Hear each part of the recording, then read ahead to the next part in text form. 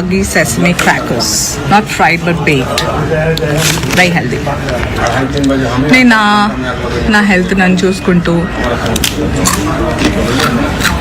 నా అర్నింగ్ నేను చేసుకుంటూ, నా ఫుడ్ నేను చేసుకోవడం, కొనుక్కోవడం నాది నేను చేసుకుంటాను. కానీ కొంతమంది ఉంటారు పారాసైటిక్స్ అన్నమాట. వాళ్ళు వేరే వాళ్ళ మీద ఆధారపడి తింటారు. అంటే వాళ్ళని పారాసైట్స్ అంటే వేరే వాళ్ళకి డ్యామేజ్ చేస్తూ వాళ్ళ మీదే ఆధారపడి తింటూ ఉంటారనమాట. వాళ్ళు ఏం చేయొచ్చు? అదే నా ఆలోచన ఇప్పుడు. ఒకటి, నన్ను నేను స్ట్రాంగ్గా చేసుకుంటే ఆ పారాసైట్స్ ఏం పీకలేరు అన్నట్టు పారాసైట్స్ అంటే తెలుగులో పరాన్న జీవి అంటారంట. Very interesting. పరాన్న జీవి. ఇంకోటి, ఈ పారాసైట్స్ అన్నీ ఒకేసారి ఫసక్ అయిపోయేలాగా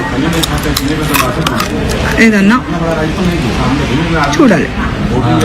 ఇదర్ ఆ పారాసైట్స్ని ఇరాడికేట్ చేయాలి, లేదా అవి ఎంత గింజుకున్నా నాకేం ఫరక్ పడదు అనేటట్టు ఉండాలి.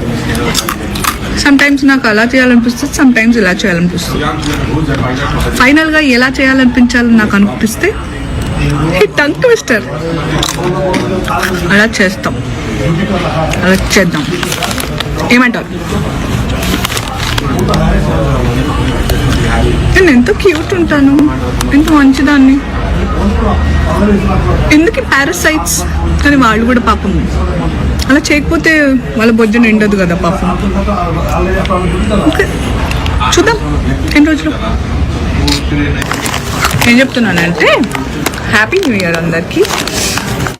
ఆ మాటలు ఆ అనసూయ మాట్లాడుతూ బయట ప్లే చేస్తున్న మధ్యలోనే నేను మాట్లాడుతున్న చేతులు ఎత్తున్నారు. బిఫోర్ దాట్ మీ వర్షన్ తీసుకునే ముందు మురళీ శర్మ గారు, మీ అభిమాన యాంకర్ పారాసైట్ అంటున్నారు. ఎవరిని పారాసైట్ అంటున్నారు ఆవిడ?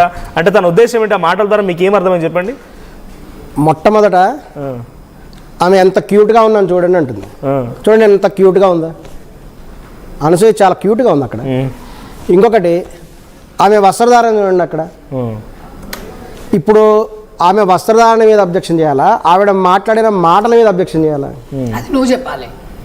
మనుషులు మొత్తం బట్టలు చక్కగా కట్టుకొని బయటికి బూతులు మాట్లాడితే కుదరదు కదా. అక్కడ బూతులు ఎటువంటి బూతులు కూడా మాట్లాడలేదు. బట్ పారాసైట్స్ పరాన్న జీవులు నా మీద పడి ఏడ్చేవాళ్ళు అని అంటుంది. పారాసైట్స్ అనే పదం ఉపయోగించింది, ఇంకొక రెండు పదాలు కూడా ఉపయోగించిందండి.